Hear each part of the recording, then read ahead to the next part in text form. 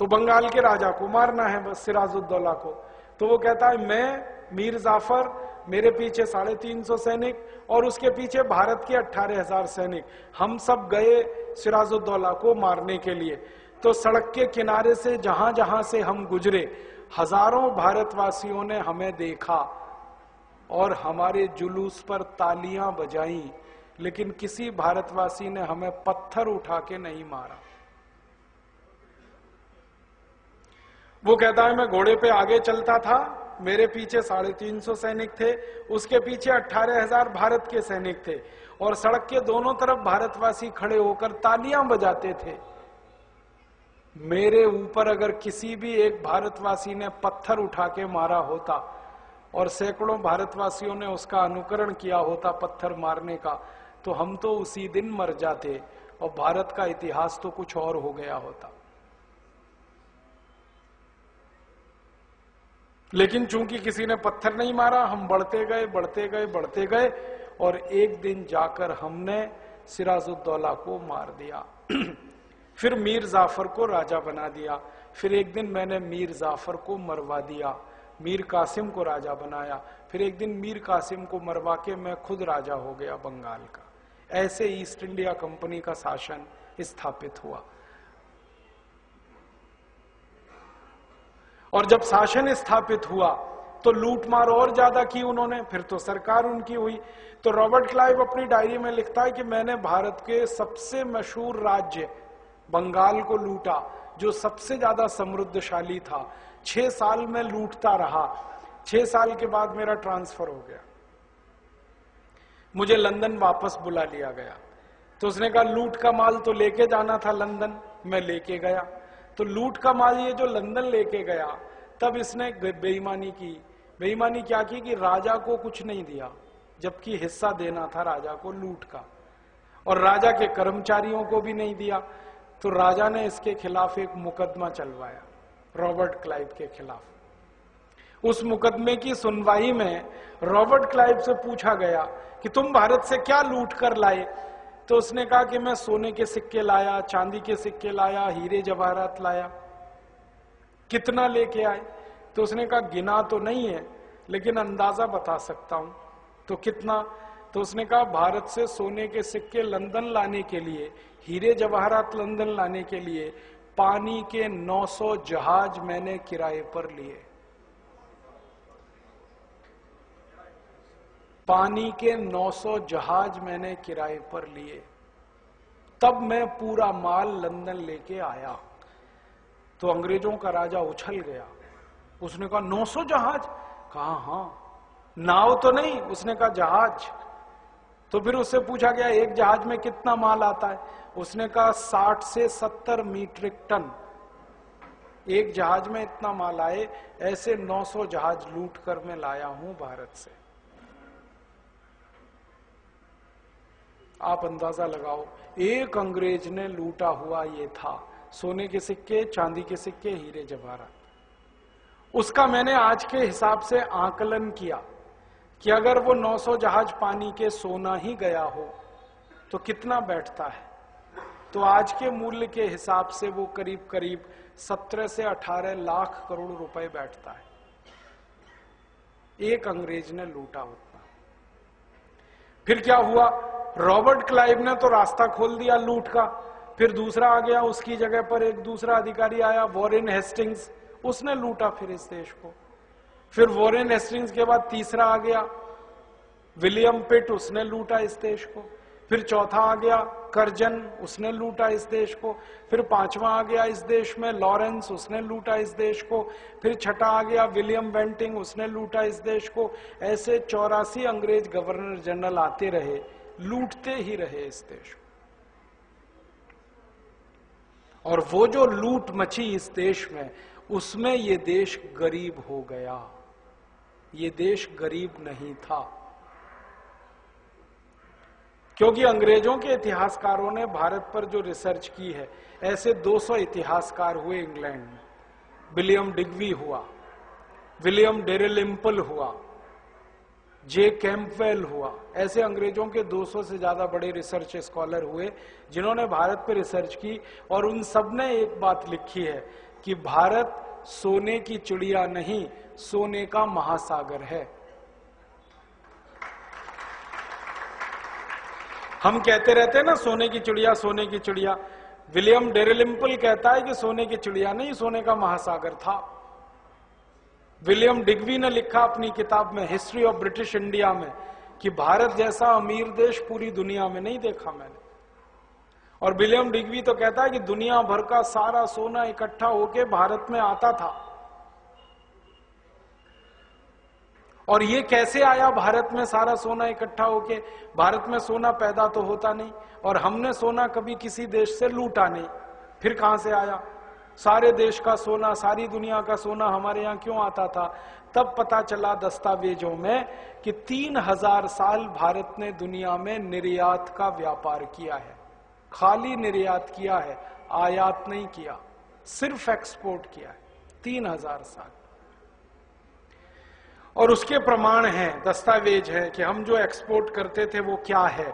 हम कपड़ा एक्सपोर्ट करते थे 3000 साल सारी दुनिया में, और हमारा कपड़ा इतना बेहतरीन होता था, सारी दुनिया में बिकता था, तौल से बिकता था उस समय कपड़ा। अभी मीटर से बिकता है, पहले तौल से बिकता था।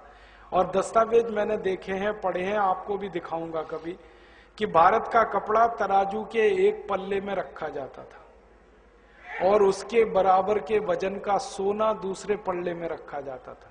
सोना हमें मिलता था, कपड़ा हम बेचते थे। हमने 3000 साल कपड़ा बेचकर सोना कमाया, 3000 साल।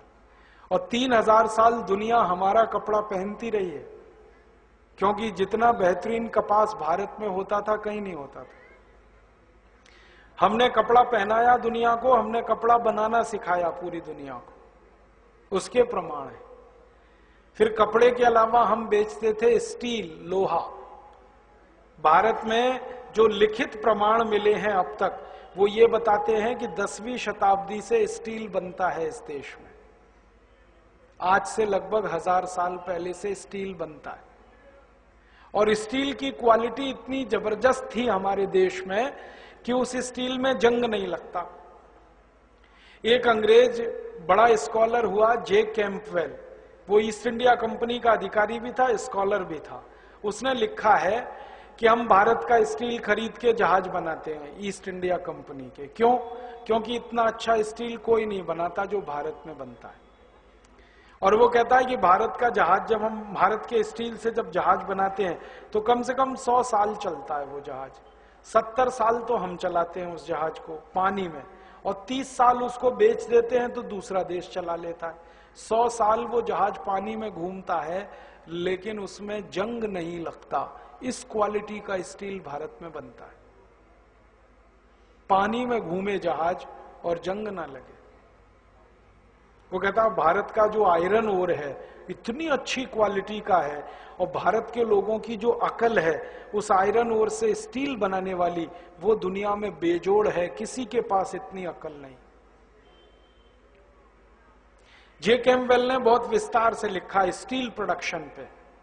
वो कहता है भारत में स्टील बनाने के लिए भट्टियां बनती हैं, ब्लास्ट फर्नेस। वो कहता है कि इन ब्लास्ट फर्नेस में 1500 डिग्री सेंटीग्रेड तापमान तो ऐसे ही पैदा कर लेते हैं भारतवासी, इनकी अकल इतनी ऊंची है।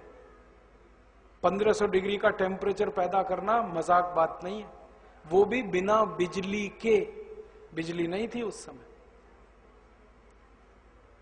तो हम क्या जलाते थे? हम जलाते थे लकड़ी, और कुछ खास तरह की लकड़ी को खास तरह के केमिकल से मिलाकर जलाते थे, तब इतना टेम्परेचर होता है। लकड़ी में सामान्य रूप से 700-800 डिग्री तक टेम्परेचर आता है, लेकिन हम 1500 तक डिग्री का टेम्परेचर पैदा करते थे, तभी लोहा गलता है। इससे कम पे लोहा पिघलता नहीं। तो इस क्वालिटी का स्टील बनाते थे, सारी दुनिया में बिकता था ये स्टील, और हम लोहा बेच के फिर सोना कमाते थे। फिर हम ईंट बेचते थे, सारी दुनिया में सबसे ज्यादा भारत की ईंट बिकती थी। अपने भारत में एक पतली ईंट बनती है, पतली, एकदम पतली। वो ईंट की विशेषता है कि उसकी उम्र 1000 साल है। ये जो मोटी ईंट है ना, ये 500 साल में टूट जाती है, पतली ईंट 1000 साल तक चलती है। और वो पतली ईंट हमारे यहाँ सभी किलों में लगी हुई है, जाके देख लो। पुराने किले जितने हैं ना, और पुराने किले अभी तक बचे इसलिए हैं कि पतली ईंट लगी हुई है उनमें, और ईंट से ईंट जोड़ने के लिए चूना लगा हुआ है। चूना की उम्र 1000 साल है। सीमेंट ये जो बनता है ना जोड़ने वाला, ये 100 साल भी नहीं टिकता, और चूना 1000 साल चलता है, जबकि सीमेंट उसी चूने से बनता है। ध्यान देना, हाँ सीमेंट चूने से ही बनता है, लेकिन हम चूना जो तैयार करते थे वो 1000 साल टिकता था, ये सीमेंट 100 साल नहीं टिकता। और चूने से घर बनाओ तो कभी भी क्रैक नहीं आता, दीवार में दरार नहीं पड़ती। सीमेंट का घर बनाओ तीसरे दिन दरार पड़ जाती है, इतनी रद्दी टेक्नोलॉजी है सीमेंट। क्यों? यूरोप से आई है। हाँ, हमने नहीं बनाई ये सीमेंट की टेक्नोलॉजी, ये विदेशों से आई है। हमारे यहां तो चूना बनता था और चूना बिकता था, ईंट बिकती थी। दुनिया भर के यूरोप के कई देशों के भवन और इमारतें भारत की ईंट से बने हुए हैं, अभी भी हैं, जाके देख सकते हैं। लंदन में कई बिल्डिंग हैं जो भारत की ईंट से बनी है। और हम स्टील बेचते थे, कपड़ा बेचते थे, चूना बेचते थे, ईंट बेचते थे, ऐसी हम सैकड़ों चीजें बेचते थे, मसाले बेचते थे, औषधि बेचते थे, खाने पीने का माल बिकता था, और ये सब सोने के बदले में बिकता था, क्योंकि सोना एक्सचेंज का माध्यम था। तो सारी दुनिया का सोना इस देश में इकट्ठा हुआ, इसलिए ये देश सोने की चिड़िया नहीं, सोने का महासागर बना। और इसलिए इस देश के सोने को लूटने के लिए 1000 साल विदेशी आते रहे। मोहम्मद बिन कासिम सोना लूटने आया था, महमूद गजनबी सोना लूटने आया था, तैमूर लंग सोना लूटने आया था, अहमद शाह अब्दाली सोना लूटने के लिए आया था, पुर्तगालियों का वास्को डिगामा भी सोना लूटने आया था, रॉबर्ट क्लाइव अंग्रेजों का वो सोना ही लूटने आया था। ये सब सोने के लुटेरे थे, व्यापारी नहीं थे। और इन्होंने जो लूट मचाई इस देश में 1000 साल, उसमें ये देश कंगाल हो गया, गरीब हो गया, भुखमरी का शिकार हो गया। अब एक एक अंग्रेज 900 जहाज पानी के भरकर यहां से सोना ले जाए, एक अंग्रेज, और ऐसे 84 अंग्रेज, अंदाजा लगाओ कितना लूटा होगा। मैंने ये जो प्रमाण इकट्ठे हुए इन पे से अंदाजा लगाया और एक कैलकुलेशन किया। अंग्रेजों ने कम से कम 300 लाख करोड़ रुपए की संपत्ति लूटी है यहां से, 300 लाख करोड़। और ये लूट चलती रही 15 अगस्त 1947 तक। अब महत्व की और एक बात कहना चाहता हूं। इस लूट के दो हिस्से थे। एक लूट होती थी अनऑफिशियल और एक होती थी ऑफिशियल। अनऑफिशियल लूट थी, किसी के भी घर में घुसो, लूट के ले आओ। और ऑफिशियल लूट कैसी थी? भारत के लोगों पर टैक्स लगाओ और लूट के ले जाओ। एक लूट किया अनऑफिशियल अंग्रेजों ने, दूसरा किया ऑफिशियल टैक्स लगा के। ये जो टैक्स वाली लूट शुरू हुई, ये 1840 से शुरू हुई। 1840 के पहले बिना टैक्स वाली लूट थी, जो मैं बताया रॉबर्ट